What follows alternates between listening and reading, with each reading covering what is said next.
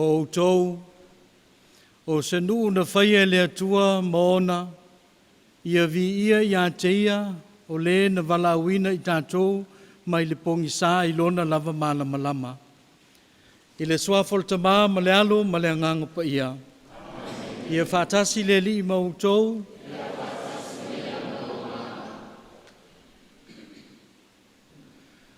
tātou potu le nei aso. Tātou te vi ia le tua i lona alofa ia i tātou, ai meiso le mea alofa le ola. Wa ia amia lana o staulanga. Whapenana tātou momoli ele nei taulanga pa ia Misasa. Ia wina mai le tua ana angelu, e whaafio atu lana o staulanga. Whapenana tātou moli talusanga mo le a inga whaavavau, i la wafionga Patele langa, le lupe whaalele le a inga. Mo le tina whaavavau ma le nofo alo. La wafionga o la inga, i le sa o le a inga na lua o poto i le so, tātou moli tausanga i le atua, ia maua e o tau, le wha mawhanwhananga le atua. Ia wina mai le atua, no nā nganga e wha mawhanwhana i tātou, wa Maliu se pele ia i tātou. Masani ai tātou a poto e mamoli le nei taulanga pa ion Misasa, e mua le tātou whātu e senga. Tātou whaonga le nei vaenga wa mai le kalesia, tātou te toele lumo le tua, tātou watu le tātou wanganga salamo.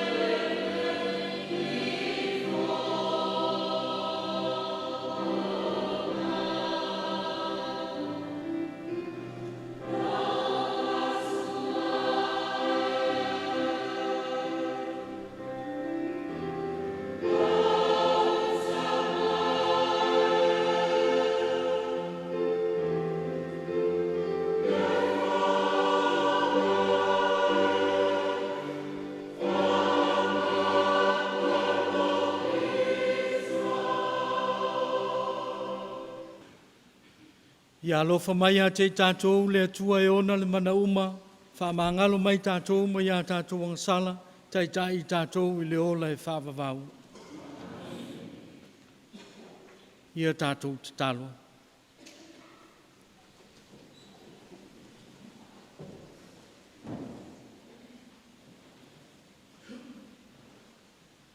Le atua e lo mātou te mā, ia e silasila mai ai mātou ma le alofa. Wa e tongi ola mātou, whai mātou o au whanau ia ke riso. Ia e silasila alofa i la wawaunga. Ua Maliu o ia te oe. Ia mapu atu lo nganga ia te oe whaavavau. Maua i mātou nei lau whaamawhanwhananga. O la mātou o lenga le nei a lātu lo mātou o li o Yesu ke riso lo walo. Ua soifua ia mapule whaatasi ma oe ma le anganga pa ia, o le atua e tō tasi, mo le whaavavau lava. Amen. Whalawhalanga wa whiong pa ia le atua, ngaluenga lomta upoe ono, whai mua, whawau le fitu. O le matua, ua whiliwhili e lātou se toa fitu, e tu tumu i le anganga pa ia.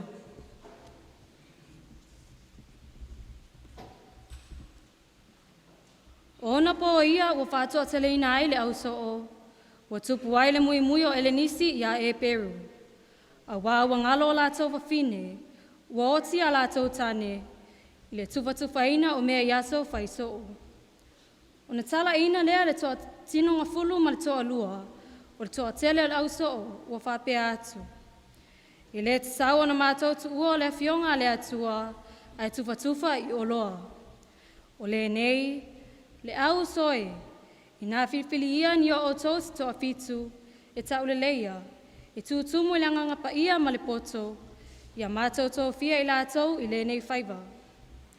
A i mātou te whinafinau i le talutalonga ma le au auna i le upu. O le lei fo i le upu le toa tele o malava. O na whilifili lea i lātou i ase te whanu. O le tangata wa tumu i whātua tua. Ma le anganga pa ia. Ma Filipo, ma Pokoro. Ma Nika Nora, ma Timona. Ma Pāmena, ma Niko Lao le Antioka. Sa lotu i le lotu a sa Utah. Wa lātou tu atu i o lātou luma lau apostolo. O na talo leam whae o lātou lima i o lātou lunga. Wa tupu fo i la fionga le atua wa matua whātua teleina lau so i Jerusalema. Wa ana fo i o saulanga to a tele lava i le whātua tua. O le upu a le alii.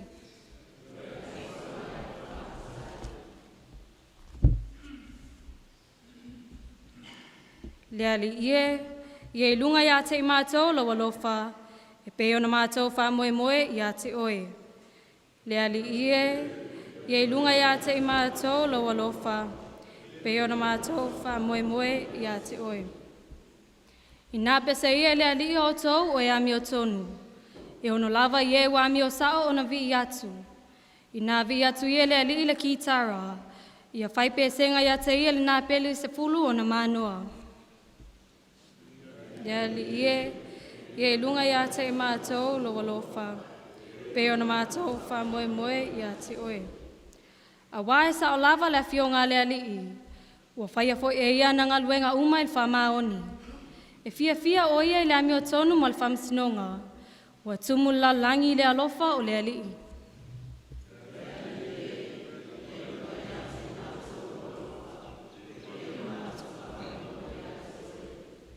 Whaauta, o loo sila le alii i e matsau i a te ia. O e wha moe i lo nā alofa. Ina ia lavea i a te lātou ai le oti. Ina ia ola fo i lātou i le onge.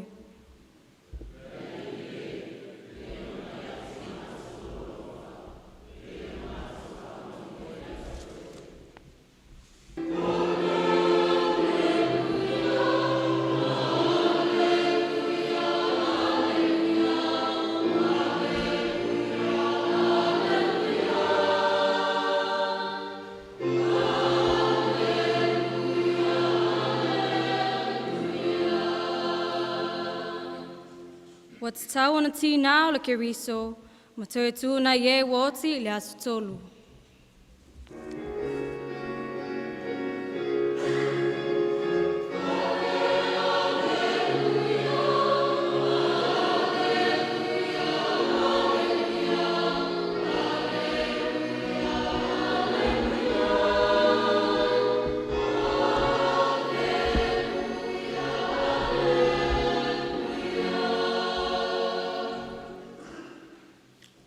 Ia whatasileli ma outou.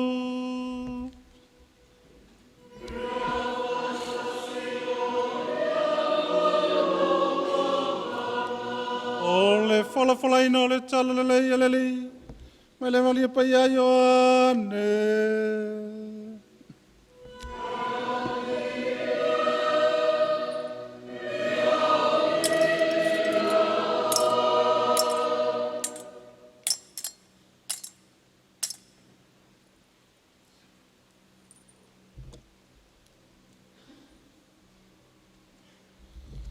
O lātou ilo atu i a Iesu o sa vali lava i lunga o le vai.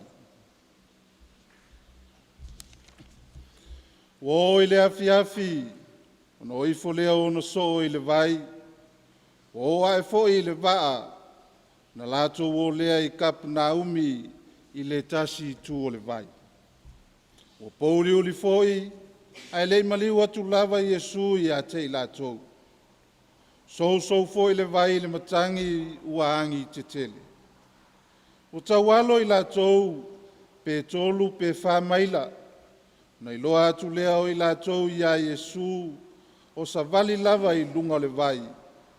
Wa lata atu foi o ia i le vaa, wa latou fefefe ai. Au a whetala i atu ia te ilatou, o au lava le nei, au atou te fefefe. Sa latou fitalia o ia i le vaa, ai o atu loa lea o le vaa i le nuu wa latou o ia.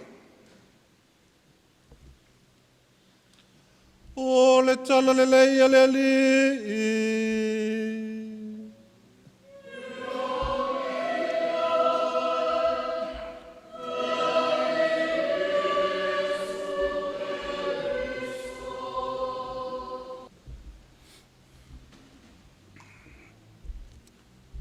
I le mamalu a Paolo ma ngafa o ainga.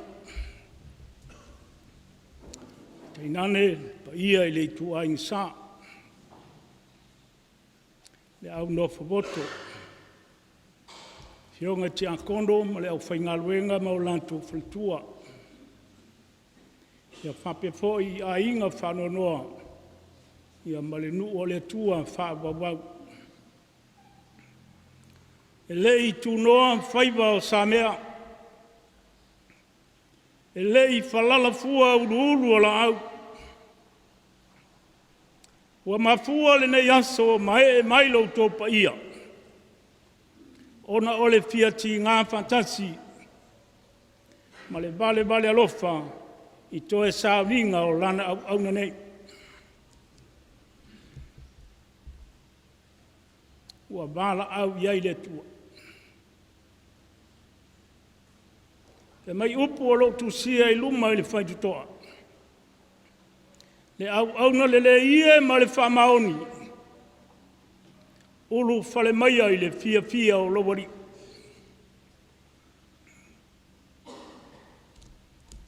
Le i mamawantu.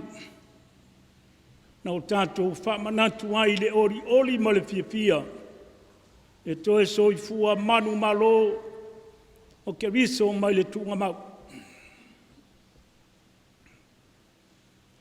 Le mea sa whai maluma o le au whātua tua. Na lea ua fia ma ori. O se tala le lei. O se tala o le manuia. A wā o le whātai muanga lea oe mau. Mo iai le siola i tuatu o le tunga mau.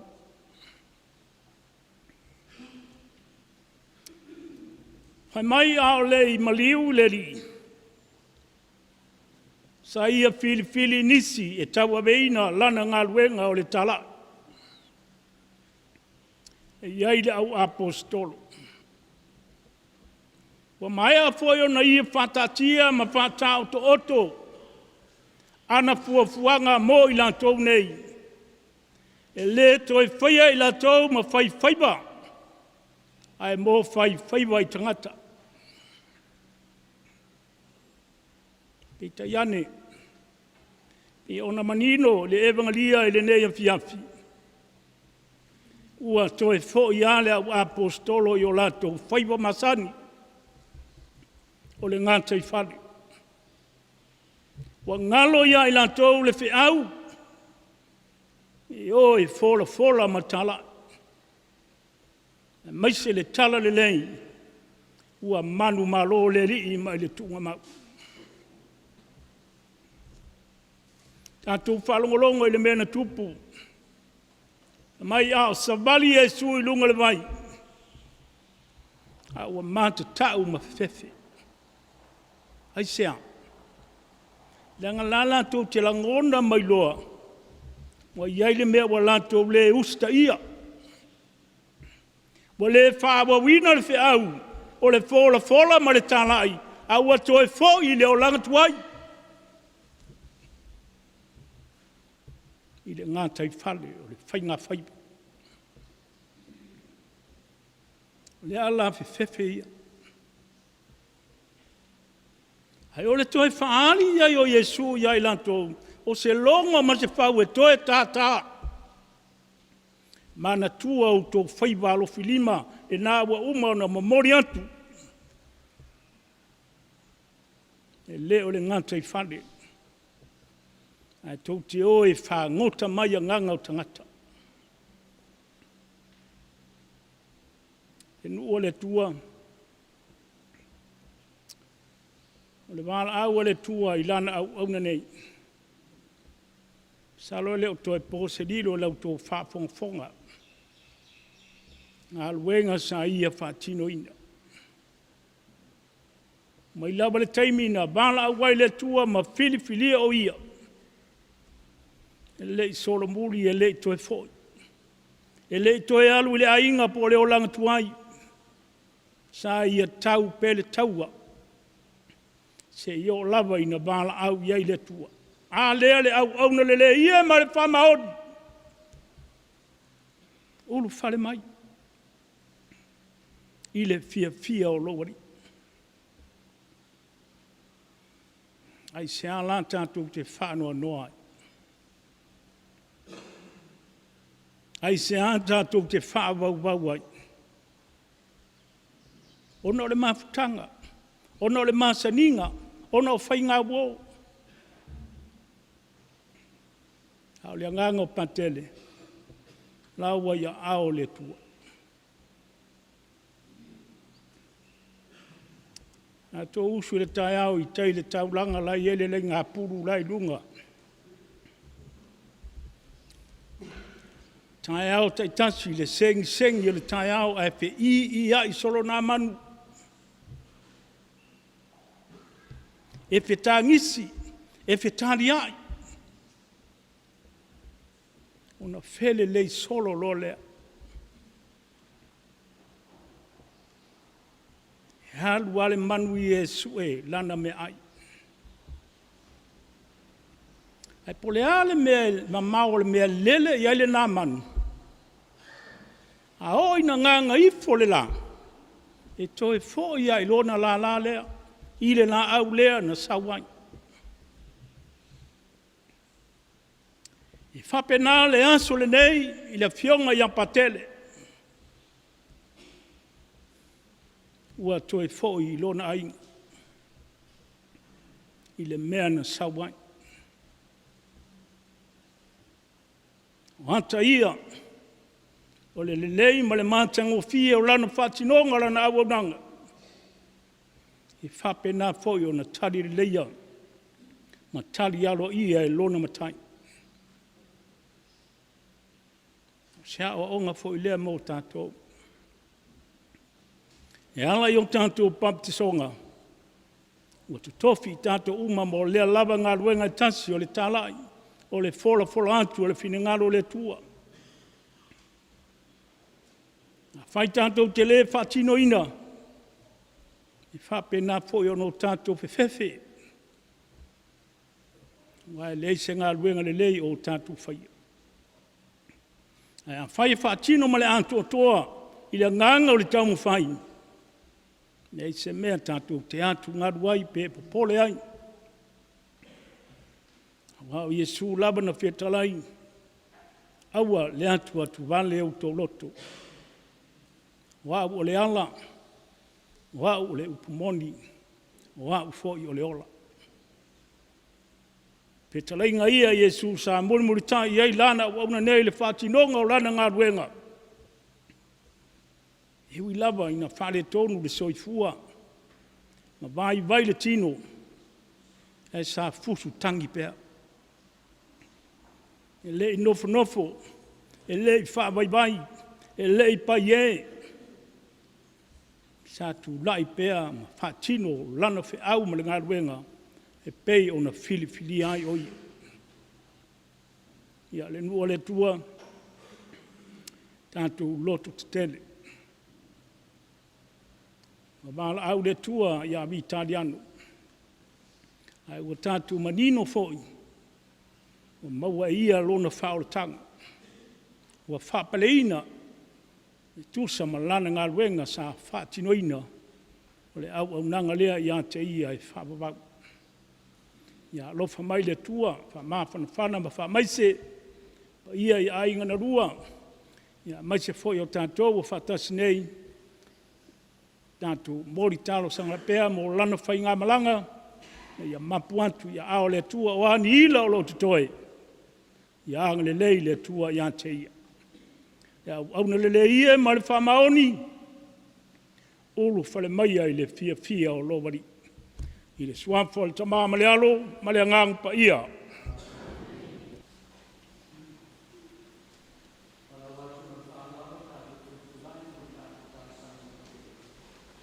Tātou tāru sia le tamā pa ia mo na usua e piko pō ma le kāle sia o au i le lalolangi.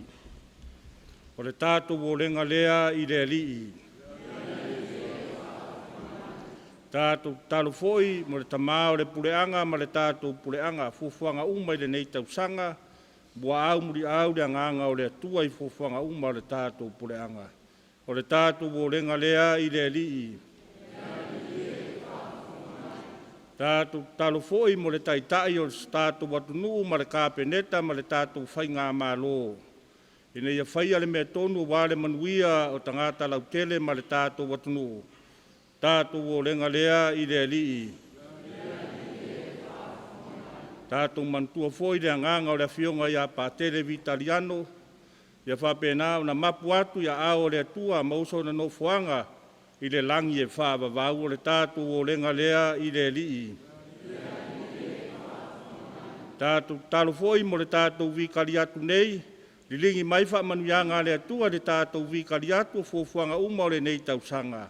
O le tātou o lenga lea i le alii. Tātou ta talo mo se file mu o le lalolangi. O le tātou o lenga lea i le alii. Tātou talo mo i tātou taitotasi. A vea le upu fola le atua i le nei aso na launga ina e lana au auna. A vea o se fatu e pa use e le lei. Whaatupu aile soifua ma le ola whaatu o tua. O le tātou o lenga lea i le alii.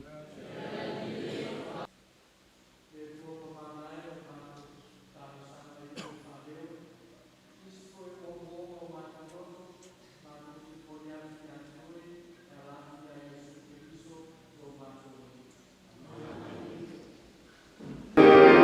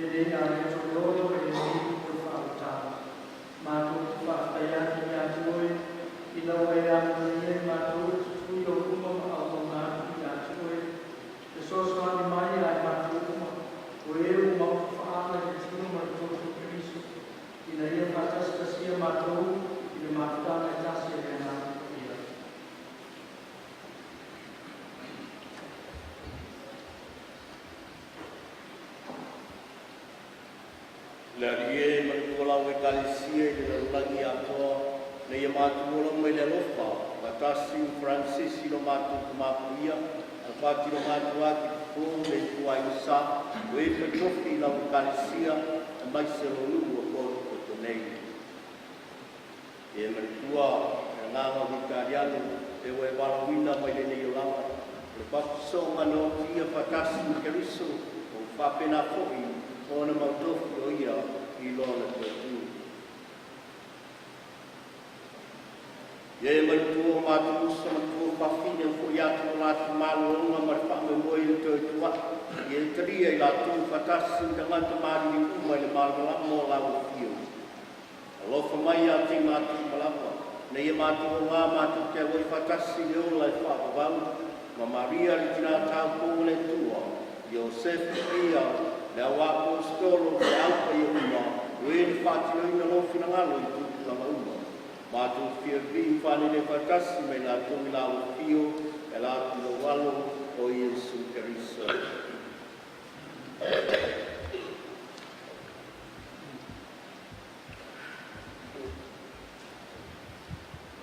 Oh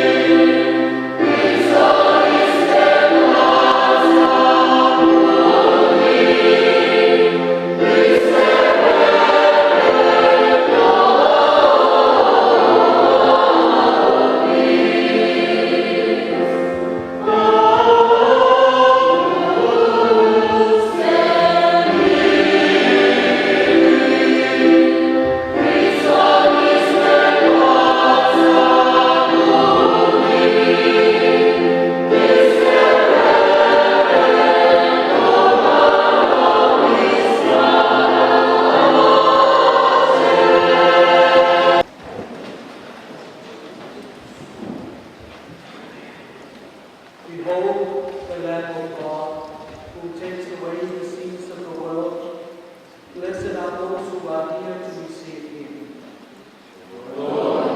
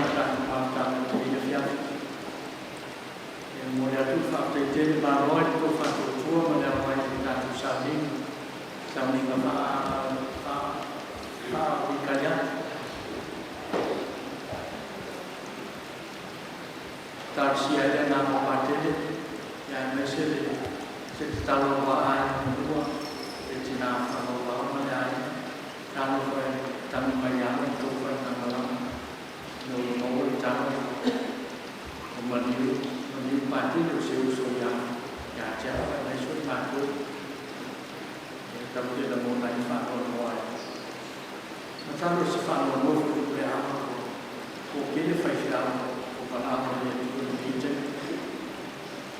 mà vậy mà sự phản hồi nó một vật thu sẽ thay sự phản hồi sự phản hồi mà tu sao mà làm gì để qua cha này cái này không phải phải là bí ẩn đấy Maliu boleh lama menjadi dunia ayo saru lewa usus mai dia di telefon melau lewa kita beda di karya tu sebaik mana Mauga kita maafkan ya lewa seki fo ya pada lewa Tahu utama tahu doan ya lawan bebas ke bermanfaat ini saya mengambil itu berumur dia punya fakir dan dia tahu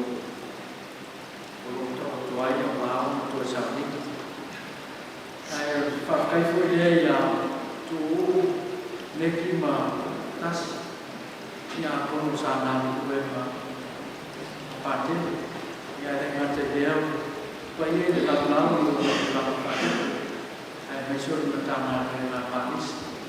Saya yang mengaku apapun saya, atau di saya, di komandan Paris.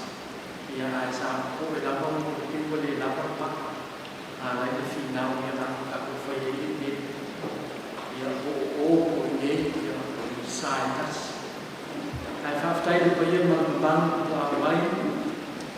Để tuai Misasa suyen po yung chancellor ila stasio de tuai Misasa aku fakut pada stasio de ya payo ya po mo na ko fatua de o fai na vera payo mai tsa ali fedela ya mo payo na stasio de ko mafta de o tapena ya ta to pikanya ko masa Maliu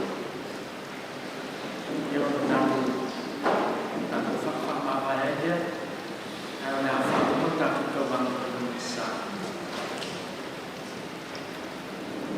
dia fakta si dari Mauga dia fakta si dari Mauga